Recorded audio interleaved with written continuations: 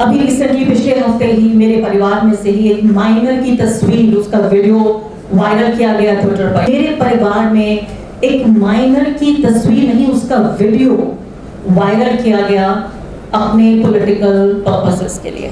ये क्राइम है, it is a crime कि माइनर की तस्वीर। लेकिन मुझे इतना कॉन्फिडेंस नहीं है कि मैं पुलिस के पास जाऊंगी और पुलिस एक्शन लेगी। मुझे पता है कि पुलिस, ये पूरी जो सरकारी मशीनरी है, ये किसके लिए काम कर रही है। मैं इससे ज्यादा खौफजदा हूँ कि अभी ये ट्विटर पे वायरल हो रही है। अब जाके मैं ये डिटेल्स पुलिस को भी सौंप दूं कि देखिए ये मेरे परिवार का हिस्सा है, देखिए इसका ये नाम है, इसकी उम्र है, ये इस जगह पढ़ती है या पढ़ता है। और इसलिए आप लोगों के सामने भी यहाँ नहीं कह पा रही हूँ। लेकिन जो उसकी कीमत है वो इतनी ज्यादा हो चुकी है कि सहना, कभी कभी ऐसा लगता है कि when I think I have been able to develop a thick skin, they go even lower, they go deeper, they go beyond me. Even उन लोगों तक भी पहुंच रहे हैं जो मेरे परिवार का हिस्सा है, मैं जिन्हें चाहती हूँ, जो मेरे बहुत नजदीक है। कीमत कई तरह की होती है। अभी हाल ही में एक अजीब सा, मैं कहूँगी, एक ऐसा जख्म लगा कि बिल्कुल मेरे परिवार के मेरी ही फैमिली में नाम नहीं लेना चाहती, रिश्ता भी नहीं बताना चाहती, वो बदनाम हो जाएंगे। उन्होंने अपने यहाँ की शादी में, अपनी बेटी की शादी में मुझे नहीं बुलाया। अपनी सालगिरह में, अपनी खुशियों के मौके पर, अपनी शादी ब्याह में अब मुझे नहीं बुला रहे हैं। इसलिए नहीं बुला रहे हैं क्योंकि मैं उनके लिए एक ऐसा चेहरा बन गई हूँ जिससे उन्हें लगता है एक तरह की एक अछूत बन गई हूँ, एक पॉलिटिकल अनटचेबल। एक पॉलिटिकल अनटचेबिलिटी तो सह ली जाती है, लेकिन सोशल अनटचेबल। तो वो लोग जो कि नरेंद्र मोदी, भाजपा और आरएसएस का विरोध करते हुए भी अपने को सेफ रखना चाहते हैं, और सेफ रखते हुए अब मेरे जैसे लोगों को अपने परिवार के कार्यक्रम में नहीं बुला रहे हैं क्योंकि वो ये नहीं चाहते कि वो मेरे साथ देखे जाए। इस तरीके से खौफ इन्फेक्शियस होता है, उसका संक्रमण होता है, एक व्यक्ति से दूसरे व्यक्ति को लगता है। जब 10 लोग नहीं बोलते तो 20 नहीं बोलते, फिर 100 नहीं बोलते, फिर 1000 नहीं बोलते, लाख नहीं बोलते, 140 करोड़ लोग भी खामोश हो सकते हैं, ऐसा भी हो सकता है। लेकिन जब एक व्यक्ति बोलता है तो जो बहादुरी है वो भी इन्फेक्शियस होती है। Courage is also infectious. यहाँ पर जब 2 लोग बैठे हैं तो 10 बैठे हैं, और यहाँ सुनने वाले 100 भी बैठे हुए हैं।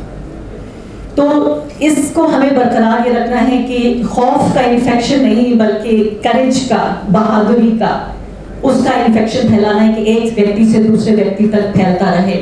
क्योंकि वो यही चाहते हैं कि लगातार हमें डराकर हमारी आवाजें बंद कर सकें। हम में से ही कुछ लोग, इनमें से ज्यादातर लोगों से मैं पर्सनली मिल चुकी हूँ, इनके अच्छे कामों पर रिपोर्टिंग कर चुकी हूँ, इनको एक इंस्पिरेशन की तरह। इनमें से कुछ लोग ऐसे हैं जिन्होंने मुझे इंस्पायर किया वो करने के लिए जो मैं आज कर रही हूँ। तो इनमें से बहुत सारे लोग मेरे टीचर हैं, क्योंकि उन्होंने मुझे पढ़ाया, सिखाया कि लोकतंत्र की रक्षा करने के लिए क्या क्या किया जाता है। तो ये हम में से ही कुछ लोगों को जेल में डालकर वो ये बताना चाहते हैं कि देखो तुम भी जेल जा सकती हो। और जिस तरह से भी बंदू कह रही थी, बिल्कुल ठीक बात है उनकी, कि अभी तक मुझे कभी कल परसों एक इंटरनेशनल ऑर्गेनाइजेशन का फोन आया कि आपके साथ ट्रोलिंग होती है तो आपको कैसा लगता है। मैंने कभी trolling is so 2019 in 2020 trolling is something that I don't even care for. अभी रिसेंटली पिछले हफ्ते ही मेरे परिवार में से ही एक माइनर की तस्वीर, उसका वीडियो वायरल किया गया ट्विटर पर। यानी मैं अपने ऊपर तो सह लेती हूँ जो भी कुछ ये कहते हैं, ग्राफिक डिटेल्स वो भेजते हैं कि क्या क्या मेरे साथ प्लान करना चाहते हैं, लेकिन मेरे परिवार में एक माइनर की तस्वीर नहीं, उसका वीडियो वायरल किया गया अपने पॉलिटिकल पर्पसेस के लिए। ये क्राइम है, इट इज अ क्राइम कि माइनर की तस्वीर। लेकिन मुझे इतना कॉन्फिडेंस नहीं है कि मैं पुलिस के पास जाऊंगी और पुलिस एक्शन लेगी। मुझे पता है कि पुलिस, ये पूरी जो सरकारी मशीनरी है, ये किसके लिए काम कर रही है। मैं इससे ज्यादा खौफजदा हूँ कि अभी ये ट्विटर पे वायरल हो रही है। अब जाके मैं ये डिटेल्स पुलिस को भी सौंप दूं कि देखिए ये मेरे परिवार का हिस्सा है, देखिए इसका ये नाम है, इसकी उम्र है, ये इस जगह पढ़ती है या पढ़ता है। और इसलिए आप लोगों के सामने भी यहाँ नहीं कह पा रही हूँ। लेकिन जो उसकी कीमत है वो इतनी ज्यादा हो चुकी है कि सहना, कभी कभी ऐसा लगता है कि when I think I have been able to develop a thick skin, they go even lower, they go deeper, they go beyond me. Even उन लोगों तक भी पहुंच रहे हैं जो मेरे परिवार का हिस्सा है, मैं जिन्हें चाहती हूँ, जो मेरे बहुत नजदीक है। जिन लोग यहाँ पर हैं उनके परिवार वालों को मैं 1-2 बातें बताना चाहती थी, शेयर करना चाहती थी कि यहाँ हम लोग जो बैठे हुए हैं, इसके अलावा ऐसे बहुत से लोग हैं जो आपने और आपके परिवार के लोगों ने उमर खालिद, खालिद सैफी, इतने सारे नाम मेरे लिए लेना भी बहुत मुश्किल है। इन तमाम लोगों से कितना इंस्पिरेशन लेते हैं। मैं भी पिछले महीने उड़ीसा गई थी, वहाँ कंधमाल जो राइट्स विक्टिम्स हैं उनके परिवार आए हुए थे। 12-13 साल गुजर चुके हैं, वो लोग अभी भी इंसाफ की आस में आए हुए थे। आप यकीन जानिए, आप में से हर एक का, ज्यादातर का नाम लेकर वो उड़ीसा के लोग ये कह रहे थे कि हमारा मैसेज पहुंचा दीजिए कि जब वो लोग जेल में हैं तो वो हमारी लड़ाई भी लड़ रहे हैं। तो जहां जहां जुल्म है, जहां जहां, मुझे नताशा नरवाल के पिता की याद आ रही थी। उनका एक इंटरव्यू में सुन रही थी और उनकी मौत से कुछ दिन पहले मेरी उनसे फोन पे भी एक लंबी बातचीत हुई। तो उन्होंने एक बड़ी प्यारी बात कही और मुझे, जब मैं उड़ीसा में थी तो मुझे ये इस बात का अंदाजा हुआ कि कितनी सच्ची बात है। उन्होंने कहा कि जहां जहां नाइंसाफी होगी, जुल्म होगा, दर्द होगा, वहां वहां मेरी बेटी मौजूद होगी।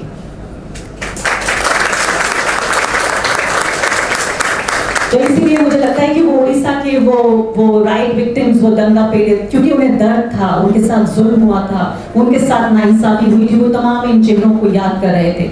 सिर्फ फर्क इस बात का है कि जेल की दीवार के उस तरफ और इस तरफ ये दुनिया जिसको बेहतर बनाने के लिए इन लोगों ने इतनी कुर्बानी दी, जिनके लिए अपनी आज़ादी को गिरवी रख दिया। मैं ये नहीं कहना चाहती हूँ कि उनकी आज़ादी खत्म हो चुकी है, मैं कहूँगी कि कुछ दिनों के लिए गिरवी रख दिया गया है। जिन्होंने अपनी आज़ादी को गिरवी रख दिया, वो दुनिया और वो देश पहले से ज्यादा, उनके जेल जाने से पहले से ज्यादा बदतर हो चुकी है।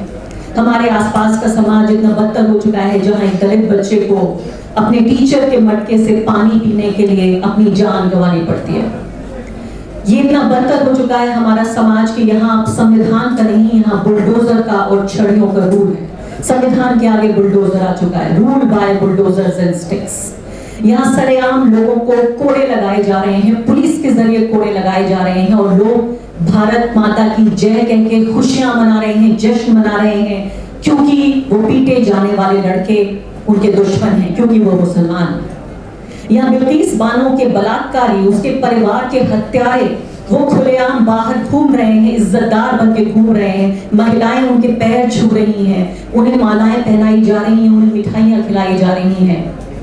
ये भी समाज में जब हो रहा है जो वो लोग जेल में हैं। तो मैं माफी के साथ ये भी कहना चाहती हूँ कि शायद इन तमाम लोगों की जो एक जंग है, जो बैटल है, वो हम लड़ नहीं पा रहे हैं ठीक से। हमें और हिम्मत चाहिए, हमें और हौसला चाहिए। और यहाँ हम ये बताने तो कम से कम नहीं आए हैं कि हम हार रहे हैं, क्योंकि कोई भी आंदोलन, देखिए पत्रकारिता भी एक हिस्सा है, एक अपने वक्त का दस्तावेज तैयार हो रहा है। और मैं ये कहती हूँ कि मैं कुछ भी नहीं कर पा रही हूँ, तो कम से कम इस दौर का जो जुल्म है, इस दौर की जो ज्यादती है, इस दौर की जो नाइंसाफी है, जो गैर बराबरी है, उसका एक दस्तावेज तैयार कर रही हूँ मैं आने वाली पीढ़ियों के लिए। और ये भी बताने के लिए, मुझे नहीं मालूम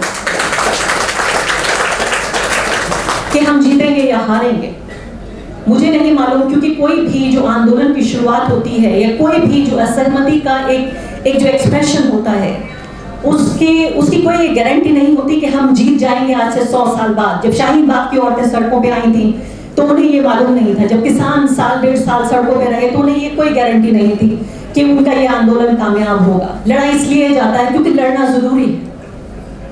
लड़ाई इसलिए जाता है क्योंकि अनैतिकता का विरोध जरूरी है, ताकि इतिहास की किताबों में ये लिखा जाए कि जब जुल्म हो रहा था, ज्यादती हो रही थी, तब बोलने वाले भी थे, सुनने वाले भी थे, लिखने वाले भी थे, दिखाने वाले भी थे।